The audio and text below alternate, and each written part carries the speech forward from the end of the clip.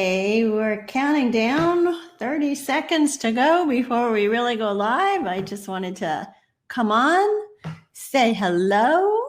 I'm excited about this show. It's going to be so interesting. So many questions. Okay, so if you're here, put a comment, let me know, say hi, Wendy, hi, Ken. Let us know you're here. And we are live, so let me shut this down. Okay. So hello, Hey Boomer listeners. I am Wendy Green, and welcome to the 14th episode of Hey Boomer. Today we're going to be talking to Ken Dolan Del Vecchio about being an exceptional but not a perfect parent. And so I want to find out what that means to be an exceptional but not perfect parent. I want to find out about being a grandparent and being a parent to adult children and being an adult who is a child of an older adult. So lots of questions for you today, Ken. And I am really looking forward to this conversation. I am very passionate about Hey Boomer. I love it. It brings me so much joy, and building this community is such a rewarding thing. And it is a community. So a community of people that are interested and relevant and excited and want to be involved in life and want to be involved in these conversations. And so we want these conversations to be something that you really feel a part of, and writing your comments in the comment box, asking us questions makes this conversation even more alive. I mean, Ken and I have a ton to talk about.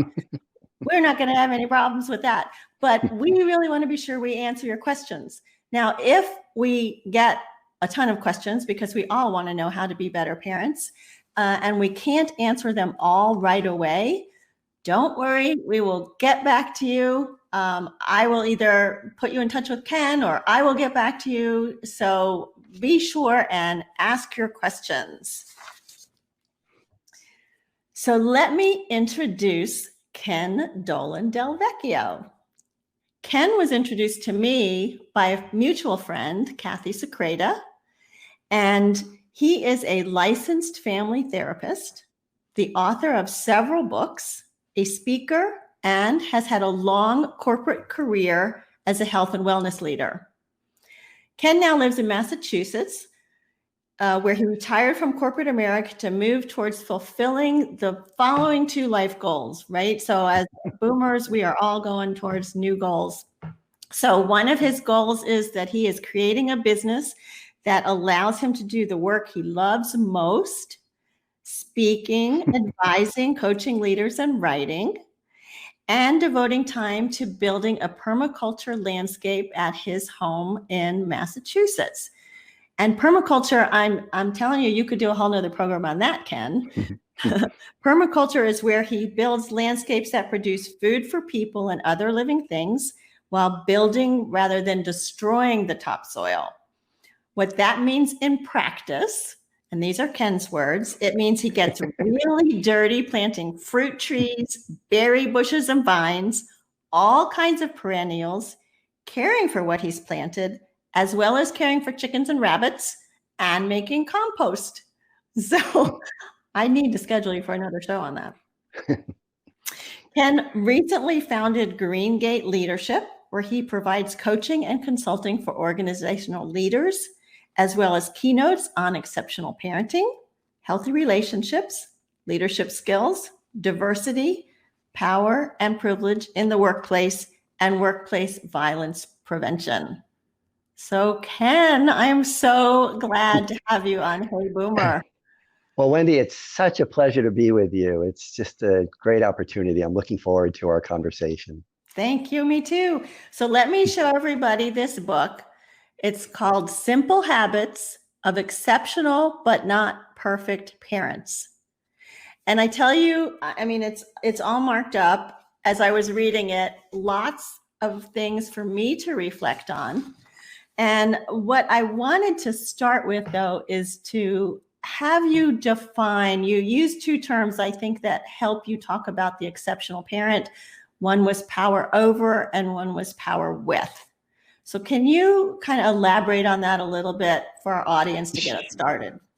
Sure. And I think that this distinction between power over and power with is fundamental to every relationship, whether it's between individuals, whether it's between parents and children, whether it's looking at leadership, or whether it's looking at our relationship as human beings to the natural world.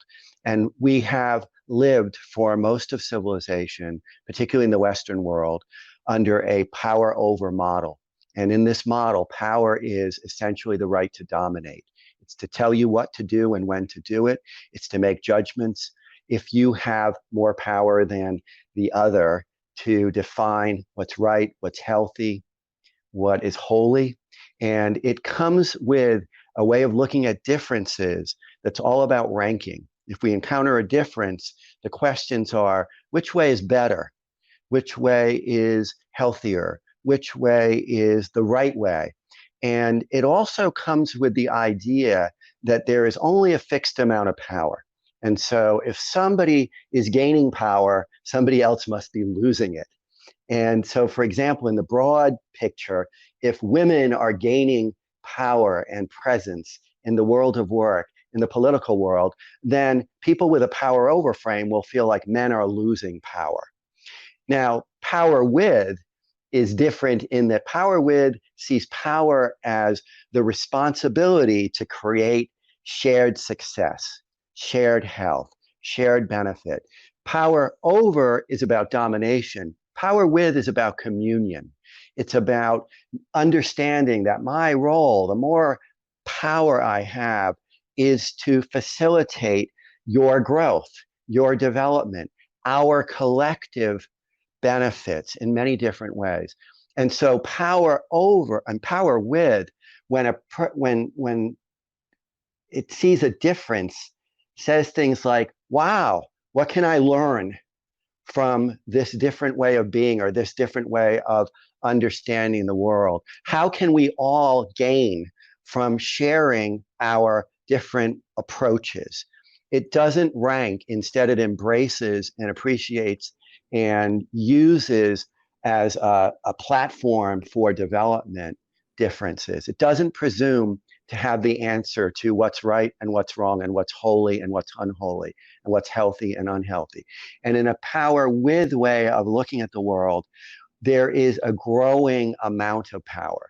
So if women are gaining power in the workplace, if queer people are gaining the rights of marriage, then that means that we can all learn more about how to do these things. Like women will bring a different kind of leadership.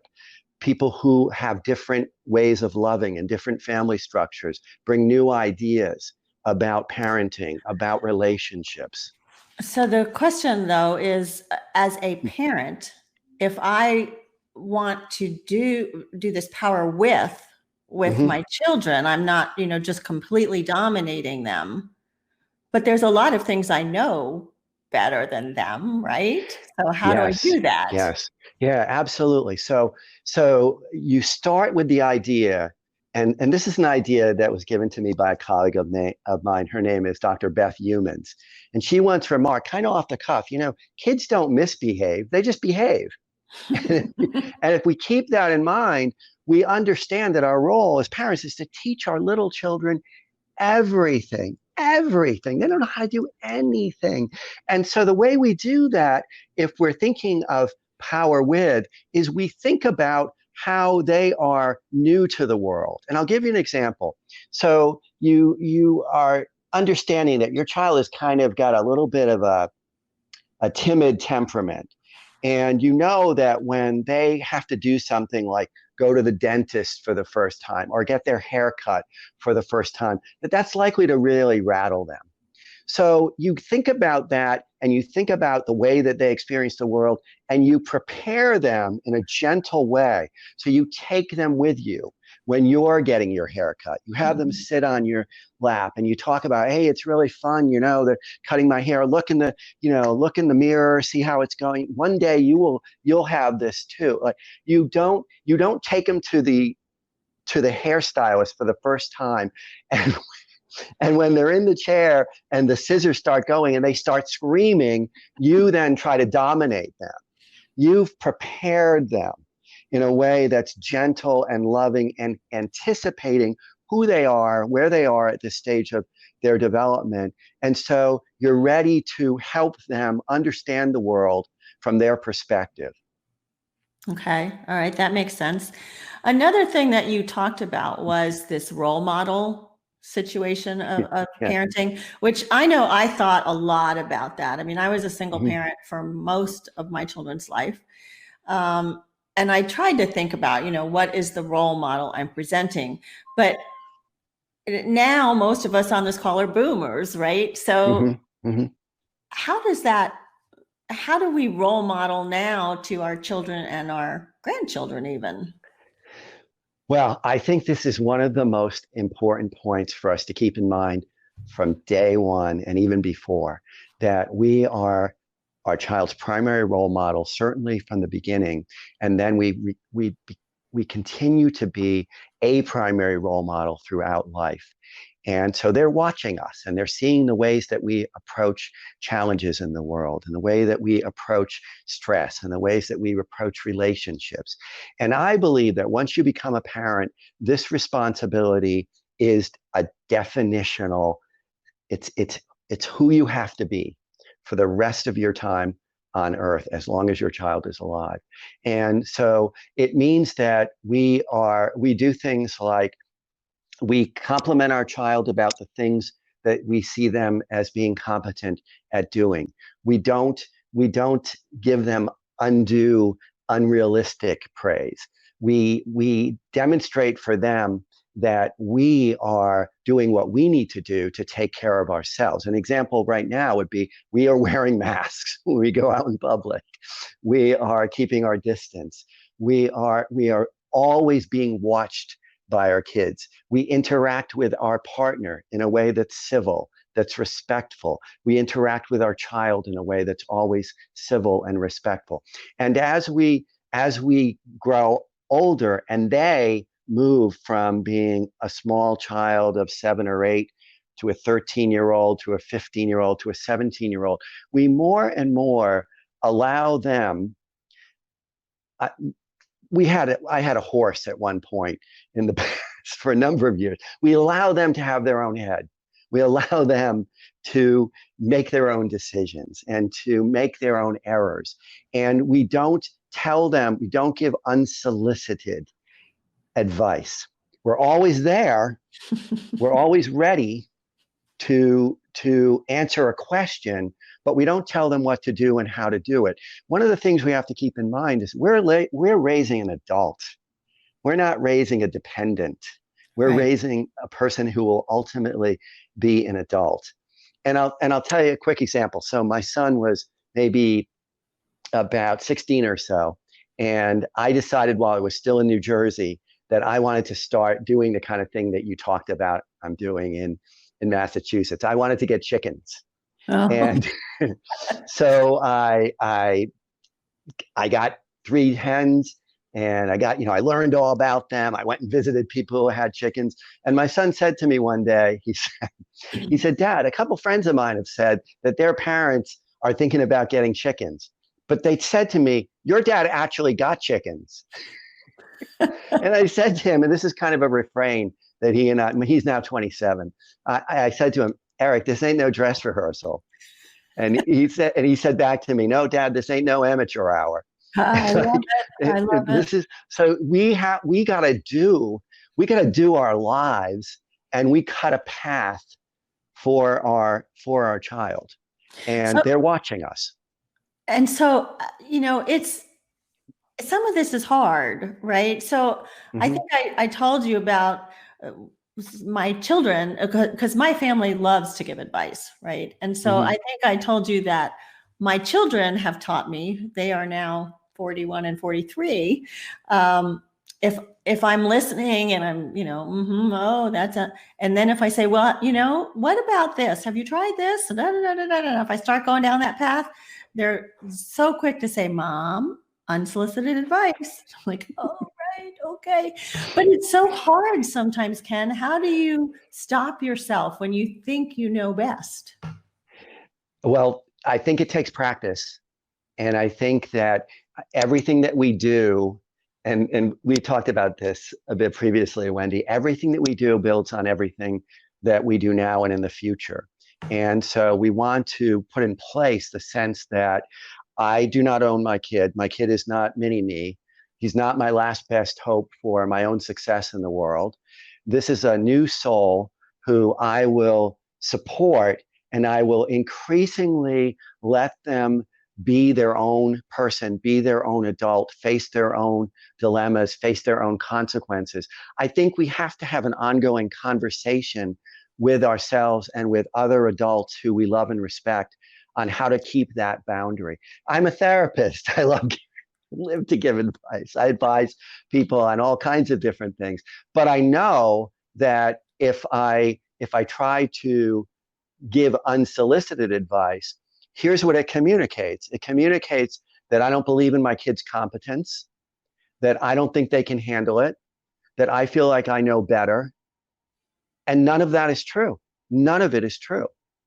I certainly don't want them to feel like I don't think they're competent. I don't want them to feel that I know better about their life.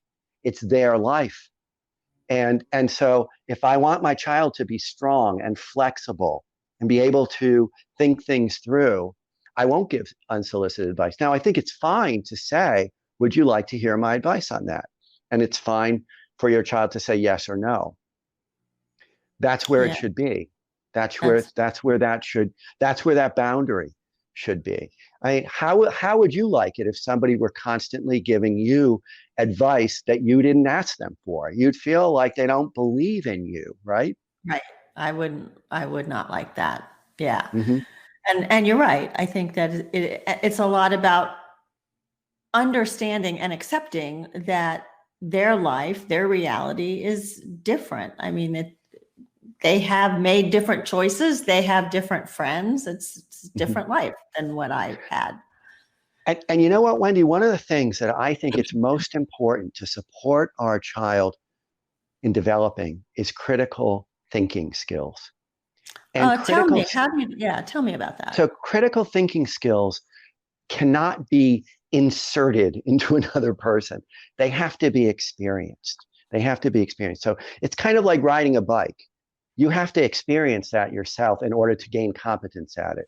It's like falling in love. You can't experience that vicariously. You can Critical thinking is the same thing. So as your child is growing up, it's very important, I believe, to ask them questions about the things that are going on in their lives and to show them and demonstrate to them that you have questions. So, for example, I know the story of parents who were driving home and their minister had been talking about Muslims, had been talking about how how Islam is a faith that is violent, is a violent faith. And they were talking in the car with their children in the back, and they were saying, "We don't agree with that. We don't agree with that. There are violent threads, there are violent traditions in all cultures, including all religious cultures. But to label any particular faith violent, we don't agree with that. And we're not, and we're going to talk to our minister about it. And we may move away, we may not continue to be in this community of faith." Having a child be a party to that conversation is once again role modeling for them. So, for example, another example. You're watching television and you're watching one of these contest shows.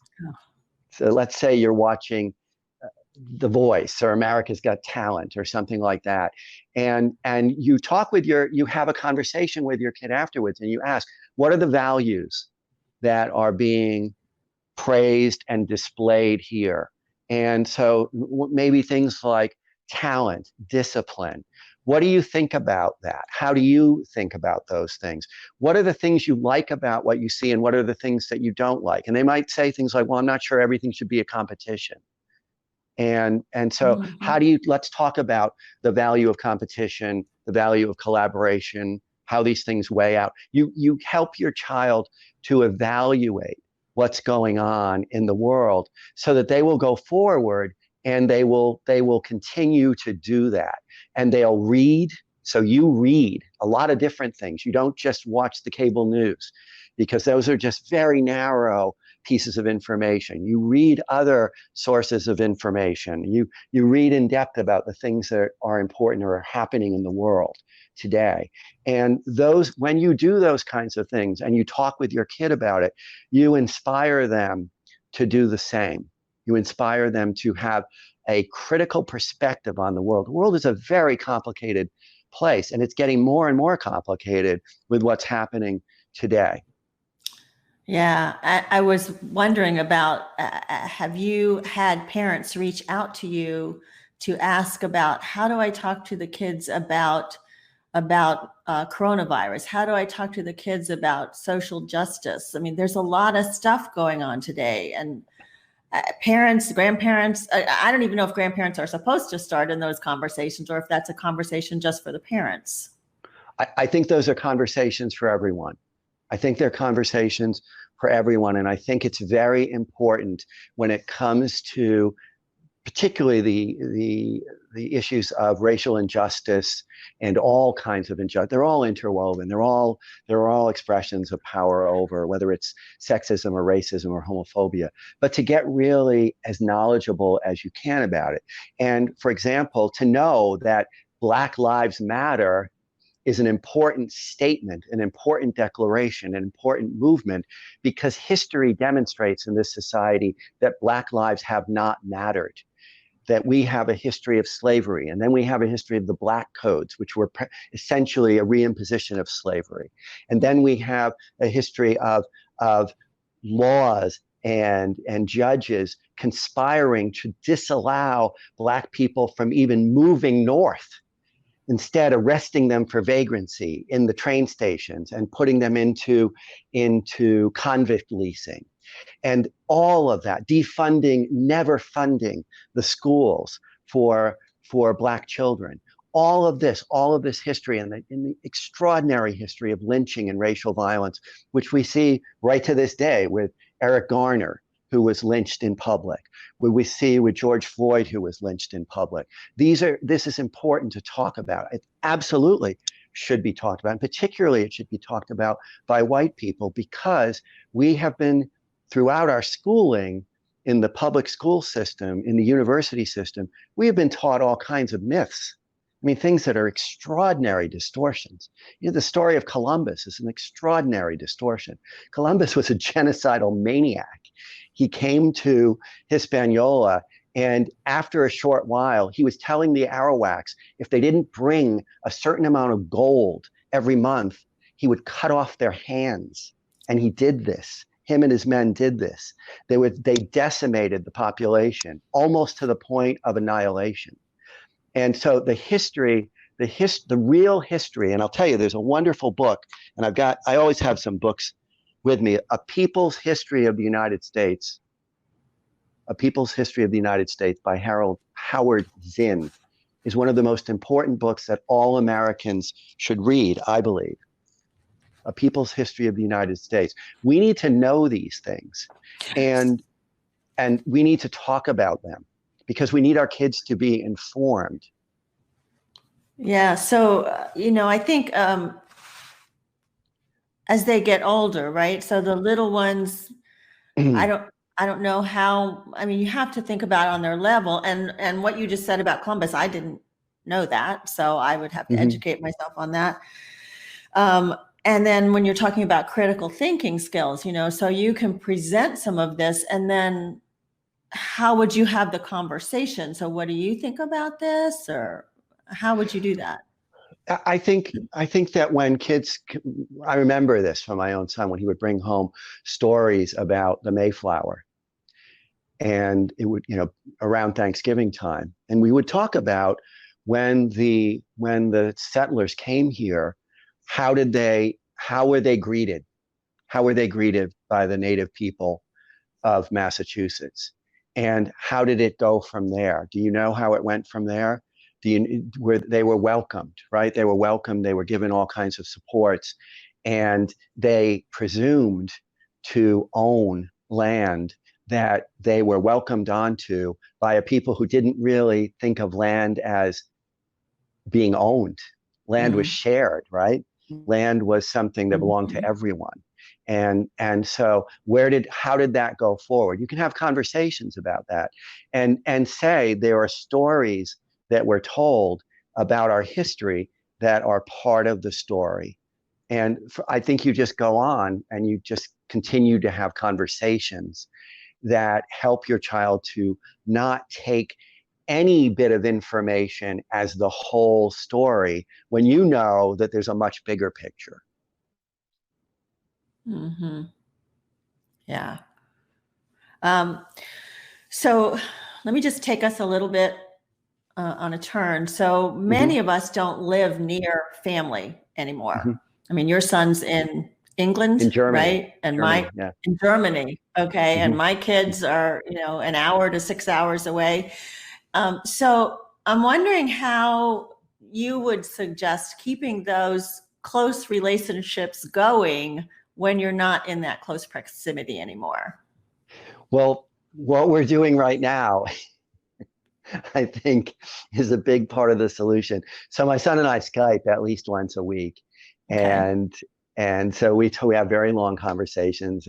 And his wife Christina, my son's name is Eric, his wife's name is Christina. Christina, by the way, did the artwork for the cover of the parenting book. Yeah.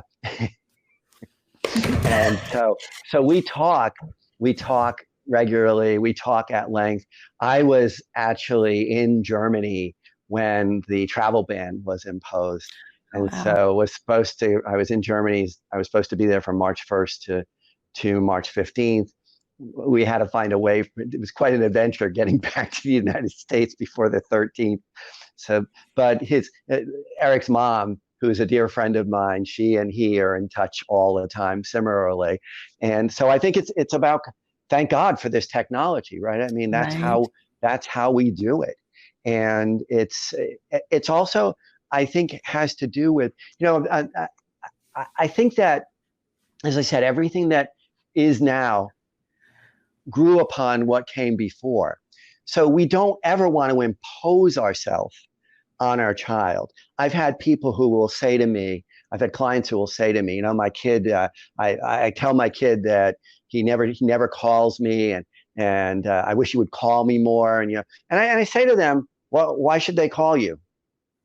What's in it for him or her? Mhm. They should call you because you're trying to guilt them into calling you. Like, how would you feel about that? That's not why you talk to somebody, because you love and you get something out of the exchange that feels nourishing, that feels nurturing. And so that's what you want to be thinking about, is how do I, when I talk to my child over Skype, do I listen to him or her? Do I know the story of their life at this point? What's important to them? What they're doing? Do I check in with them on the things that they're engaged in? Or do I expect them to be only accountable to my desire that they shower me with whatever, gratitude or acknowledgement or whatever? Because again, as one of the things that it's really important to keep in mind is, as your child becomes an adult, they become more and more of what is similar to being a friend. Mm. They become That's the more of a shift. peer. And you will never share certain, you're not going to, there's some things you're not going to tell your kid. You're not going to tell them about your intimate life. You're Right. not going to tell them many things. But there's a lot that you will tell them, and you'll ask their guide. My son has some of the best guidance on what I should be listening to today and what I should be reading today, to have a leg up on what's current in terms of information that is not corporate sponsored, let's say. And he does an enormous amount of reading about financial realities and about economics. And I defer to his knowledge all the time, and I gain from him. So I mean, that's what happens. Is I mean, certainly I give him my guidance on lots of things too, but I never have this sense that I have to one up him or that I have to know better. That's not what this is about. When I Yeah. leave this world, I want my kid to know that he's got it. he, he Right. he's competent. He wasn't ever in competition with me. He had support from me and his mom and other adults who love and respect him. There's no competition. There's no sense that if he is there's no sense of him getting too big for his britches or anything like that. I want him to be big. I want him to have a big life. That's a testament to what we did supporting him, and that's the way it should be. But I don't need him to be tied to me in some way that is dependent. No, don't want that.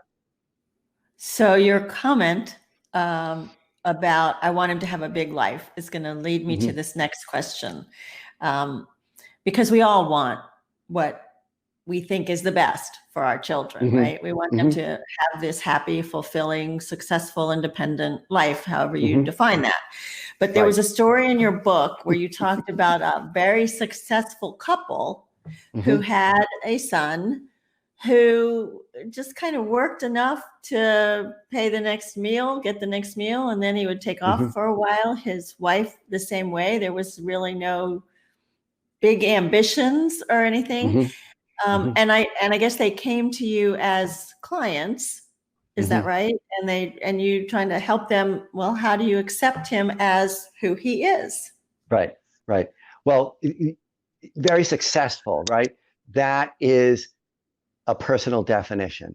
Very sick. So this couple made a lot of money. They lived in a big house. They had a lot of things. And they had a daughter. They have a daughter who, in many ways, is following in that kind of path. And they have a son who doesn't follow that path at all. He makes music. He works in orchards. He's close to the earth. He makes poetry, and he gets by economically. And what I think is really important is to believe that success comes in many different visions, that success is not mine to define for somebody else, even my child, that success is for that person to define. And what that child will benefit from, they will never benefit from my judgment of them as a failure. They will never benefit from that. That will never help them. That will only hinder them. What will help them is your willingness and ability to affirm the things that you see in them that are good, that you see kindness, that you see gentleness, that you see a person who is concerned about relationships. If you can, if you can acknowledge those things, if you can say that you see those things in your child and you value them, that will help them. But you will never help another human being by telling them what you think they're doing wrong with their lives. It will not help them. If they ask you for guidance, that's different. That's always different. But you don't want to impose I don't want to impose my definition of success on anybody, least of all my child. It will not do them any good. It will only make them feel that you see them as a failure, and that will be a burden, a huge burden. Yeah. Um, I see a couple of comments that have come through, people that are saying hello to you that know you. Heidi says, Heidi says, I know I learned from many things that her mom and dad did. So they were great examples for living life, which is nice. Comments about, yeah, it's important to respect differences. And I think you talked about that in the beginning too, whether you're in a partnership or whether you're in a work relationship or whether you're parent child or adult adult, Mm-hmm, respecting differences is mm-hmm. really important. Yeah, And yeah. yeah. Keep out of don't insert yourself in someone else's business. You don't Mind don't your own don't don't business. feel like you know better. Mind your own business. And certainly again, we're powerful in our child's life. We loom large in our child's life. We have to use that power in ways that are loving, that are supportive, that are validating. We don't want to use our power in a way that's dominating. And so that's always a question. If what I'm thinking of saying or doing, is it loving? Is it kind? Is it respectful? Will it likely be helpful? Or is it me trying to superimpose my desires, my wills, my sense of what should happen on another person? Never a good idea. That's domination. So what happens? You've had, I mean, I know we've all had this, right? We've had this Hmm. long day at work. There's a lot of Hmm. stress. What am I making for dinner? How do I pay the bills? All of this going on at once. And you come home and you snap at your kids and you say something that you're like, oh, I shouldn't have said that. What do you do? What do? You immediately apologize. You immediately apologize. You say, look, that was not okay. That was not okay. I lashed out at you and it was totally disrespectful. And I'm really sorry I did it. And I'm gonna, when I come home, I'm gonna take a deep breath. I'm gonna get myself in a frame of mind where I'm not gonna take out my difficulties on you. You don't deserve it, and I'm just really sorry. Yeah, I And think apologizing to your kid is a really important thing it's to very do. powerful. Apologizing and then following through is, again, an extremely important modeling for every one of us. We have now a president who never apologizes for anything, never takes responsibility for anything, blames somebody else for literally every error that he makes. And he makes them every single moment of the day, it seems to me, although I won't.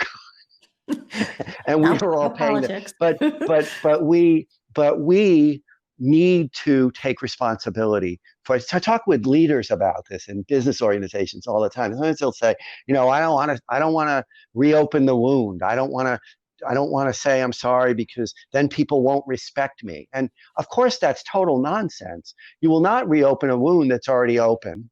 Right. It won't happen. It will not make you appear weak. It will make you appear much stronger, that you have the courage and the self-awareness to apologize. It will not bring you farther away from them. It will bring you closer to them. So our ability to be self-aware, to be appropriately vulnerable, to take responsibility, to apologize is extremely important, and it's powerful in all the right ways. Yeah, I love that. I love that. I have a question here that says, do we share what we think are or were our own failures along the way in our own lives? Do we share Ah, that with our kids? absolutely, absolutely. Yeah, yeah, yeah, yeah. I mean, I'll tell you another story about my life. So, and this always brings a smile to my eye because our son was very conscientious about school, kind of too conscientious about school. And so his mom and I told him, "Hey, Eric, we didn't always do great in school. We got B's and C's and D's and F's." And the reason I smile is when she was the first one to read my book, and she said, "Ken, I never got F's. Maybe you got F's." But I told him, we told him that. We said, so, like, lighten up, like, don't, look at us. We're reasonably competent, reasonably effective adults. So don't worry about it. And it really helped. I mean, it helped a lot. It helped a lot, actually. Maybe too much. He got much more relaxed. You got much And more. as he got a little older, I told him things about how when I went to college, my first semester, I smoked too much pot, I drank too much, I was a mess, and I had had a reckoning with myself. Like, I got to get on the ball here. Well, that made it so that it was okay for him to talk with us Hmm. about those kinds of things in his own life. They weren't taboo. We need our kids to know that we are human beings. We have life experience. We're nowhere near perfect. But if they know that we have had some foibles and challenge, my kid knows things about me that have really been, difficult parts of my life, because I think he should be aware in case these kinds of things ever trouble him. Mm-hmm. And that's important, I think. We don't, you can't come across to your child as though you hold the truth of the universe in the world and do no wrong. Yeah. Yeah. They're not going to be open. They're not going to be vulnerable with you if you're never vulnerable with them. Right. And you have to make it safe for them to feel like they Hmm. can talk to you. Yeah. Yeah, Yeah. exactly. It was really cute with my daughter. She used to call my mother and tell on me, right? She'd be, Uh, Mommy was being so mean and Mommy da da da da da. And my mother knew enough to, ask her questions and all of that. And, then I would know about, but it was like perfectly fine with me because she needed a place to vent. mhm. And that was a safe place. So I think as long as you can set a safe dialogue, but they would tell you, they'll tell you things that sometimes are uncomfortable for you to hear too. Right, right, Right. As a parent, right, they'll share information about stuff that's happening in their lives, and you have to figure out how to deal with that. right. And better to know than not know. Always take that as an extraordinary gift that signifies trust. And that's very important. That's very important. And be careful how you respond. And it's even okay not to respond in the moment and to say, I'm really happy you shared that with me. And I have to think about what's the best way to respond to that.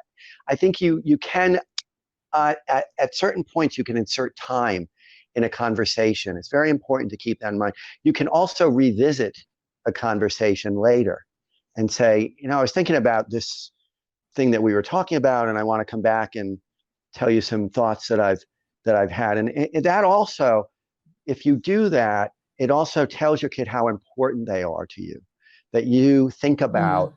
things that they've told you. It really is something that you emotionally work on, and then you come back to them. Well, too many people feel like, well, that happened, it's over, I don't feel so great about it, but what are you going to do? Well, you Mm. reopen it, you revisit it. Yeah. Yeah. So that you can build that trust. So, Ken, if there was one thing, I know this is hard, one thing that you would like to leave the Hey Boomer listeners with today about being an exceptional but not perfect parent, what would that be? I would say You could that, do two if you want. okay, one of them is that it's never too late, that if you have a difficult relationship with your child, that doesn't mean it has to be difficult for the rest of your life. There are ways to go about addressing that and approaching in a way that invites a change. And then the other thing I would say is that there is nothing more important these days than to model critical thinking. And one of the ways you do that is you read in depth, and you don't just pay attention to the sound bites that are on the news.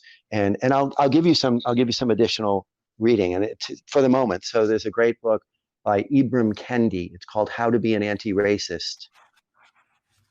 You can Yeah, see I've got like I've heard of that one. a million Yeah. tabs.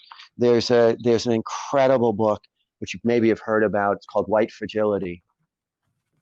Yeah. Crucially important. White Fragility. Robin DeAngelis is the author. And this is what I'm studying, right? I mean, I've been studying this for decades, but one more is, and this is one that is just really hard in terms of the knowledge, but I think every white American should know. It's called White Rage. It's a real history of where we've been as a society. Hmm. And I'll Okay. say also, I'll do a little pitch for myself. If you want to talk, you can get in touch with me. I'll give you a consultation for up to a half hour, and then we could talk about an advising engagement if you so desire. Yeah. So you can reach Ken, his website, right, is kendolandelvecchio.com or greengateleadership.com. And that's Right. very generous of you, Ken, to offer that, free consultation. Thank you for that. Oh, great being with you today, Wendy. This is Ah, fun. thank you. So many things that we could talk about still. So if you're enjoying this broadcast, please go ahead and like it, share it. I know some people weren't able to join us today that you think would probably benefit from some of the wisdom that Ken shared. So please go ahead and tag them in the comments and share it with them so they get to enjoy it as well. And next week, my guest, his name is George Jurgen. He calls himself the Retirement Rebel. George will challenge your beliefs about retirement. He currently lives in the UK, but he spent many years in the US. And I will tell you about him, but he has this whole program to challenge our thoughts on retirement. So it's, he feels like retirement is deadly. We have to move away from that whole term. So please be sure and share it with your friends as well. Thank you for all of these wonderful comments. Good information, very helpful. I've really enjoyed this, Ken. So thank you again. Good. Yeah. Great. Good to hear. And by the way, when I am not doing broadcasting, I am also coaching. I work with individuals who are navigating transitions, like from work to retirement, who have unmet goals, things that they really always thought they wanted to do and they just haven't done it yet. And just navigating some of the changes that are going through life. So that's what I'm doing when I'm not doing this. So you can reach out to me here on Hey Boomer. So we all have stories to share. So let's continue these conversations one story at a time. My name is Wendy Green with Ken Dolan Del Vecchio, and this has been Hey Boomer.